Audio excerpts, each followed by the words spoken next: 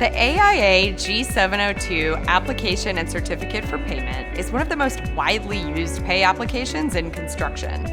Subcontractors use it to request payment from the general contractor, and GCs use it to submit a payment request to the project owner. So in this video guide, we'll walk you through each section of the AIA G702 so you can make sure you get all the details right and get paid what you've earned. For those of you who don't know what a pay application is, it's a document sent on a construction project to summarize work and request payment. So it's also called application for payment or simply just a pay app. It generally serves as an invoice, but it contains more information. Now, once the architect or owner certifies it, they'll issue payment to you. And now let's just dive right into it. At the top of the form, you can see the section asking for basic information about the project, including the name and address of the owner, the party requesting payment, the architect, if applicable, and the project itself. The basic information should be pretty easy for you to find. Now, on the right side of the top section, you'll see things like application number, period to, etc. They're referring to the pay application and the contract itself. The application number is asking about which application this is. Is this the first one, the second, the ninth? Things like that. For period to, you should put down the last date of the billing period that the application covers. Contract for is asking for a brief description of the labor or materials that you're providing, along with the date that the contract was signed and the project number if there is one. And once you're done with this header section, let's move on to part 2, where it says Contractor's Application for Payment. This is where all the charges and deductions are calculated. You'll definitely want to make sure that everything is as accurate as possible, because the architect or owner could reject your application and return it back to you if there are any errors. Now, this can delay payment and create cash flow issues, and nobody wants that. On line 1, you'll see Original Contract Sum. This field is pretty self-explanatory, and it's asking for the original contract price. This should be the amount specified in your contract, and this amount should stay the same throughout the project. Don't include any disputed claims, any change orders, or any other amounts. Next, we have net change by change orders on line 2. A change order is an agreement between you and the hiring party to add or to deduct work. Now, it happens on almost every project because construction rarely goes exactly as planned. Sometimes work is both added and deducted within the same period.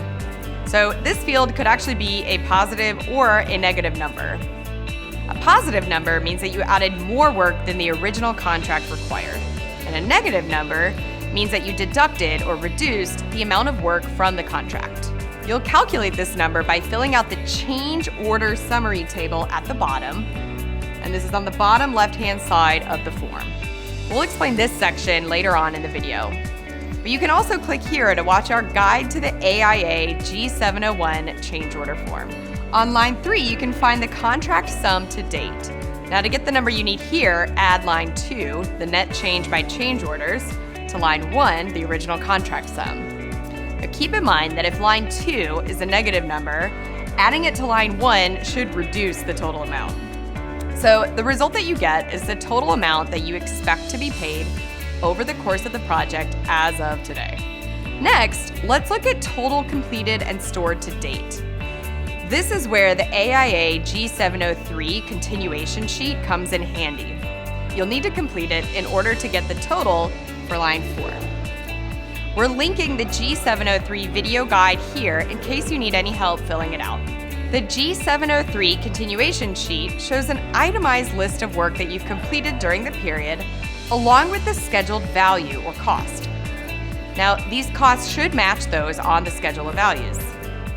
This amount represents the total value of work completed up through the current billing period, along with the value of all materials currently stored on site. When filling out the G702, you can pull the amount for line 4 straight from the grand total on the G703 continuation sheet. Now, let's go to line 5, Retainage. Retainage is a percentage of the contract price that the GC or owner will withhold until the project or job is complete.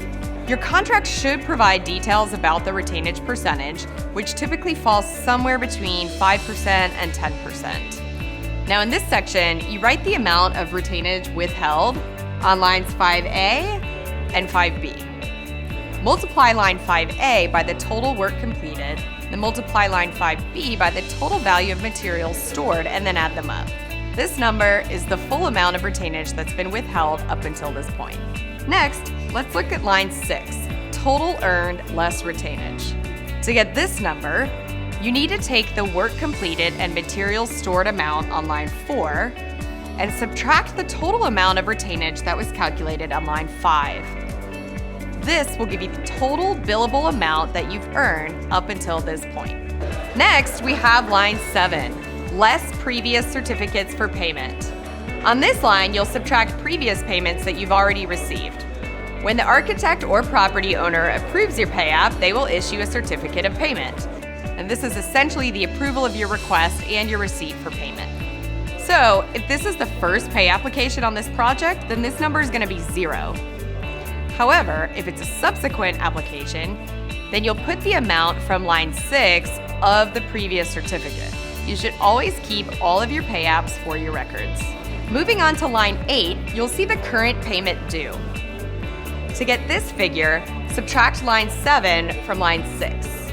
This line represents how much money you're expecting to be paid for the current billing period. The total billable amount for the pay app will be the difference between the total earned less retainage on line 6 and then the previous certificates for payment indicated on line 7. Next, on line 9, we have the balance to finish including retainage. Now this amount is simply the remaining contract price that will still be due once the architect or owner approves the current payment application. So just subtract the total contract sum to date on line 3 from the total earned less retention on line 6. The result is the amount still owed to you under the contract after your current pay app is approved. Last, we have this change order summary table at the bottom. Like we mentioned earlier, the results of this section will determine what number to use on line 2 of the payment application. The first line requires all approved change orders prior to the current billing period, and then the second line will include any approved change orders occurring during the current billing cycle. There are 2 things to keep in mind. 1, the key word here is approved. So if the change order hasn't been approved in writing, don't include it. And 2, change orders don't just add work, they can also reduce the scope of work. So be sure to provide all additions and all deductions caused by the approved change orders. And once you calculate the net changes, then plug this number into line 2. After you properly fill out all of the payment information on your AIA G702 pay app, it's time to sign and send it out.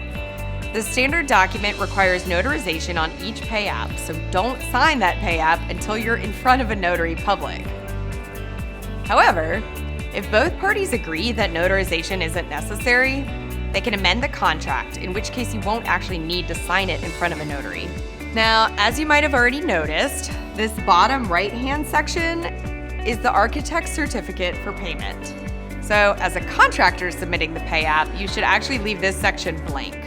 The architect, the project manager, or property owner will fill out this section. After reviewing the pay application, the continuation sheet, and any other documents, then they'll certify the amount of payment. If there are any discrepancies or disagreements, they'll send you a response showing the amount they're willing to certify, along with their reasoning for the change. We hope this video has been helpful. If you have any other construction payment questions, head over to levelset.com to get payment help from lawyers or live chat with one of our payment experts. And if you want to see more construction payment videos, be sure to subscribe to our channel and check out other videos. And remember, payment help is here.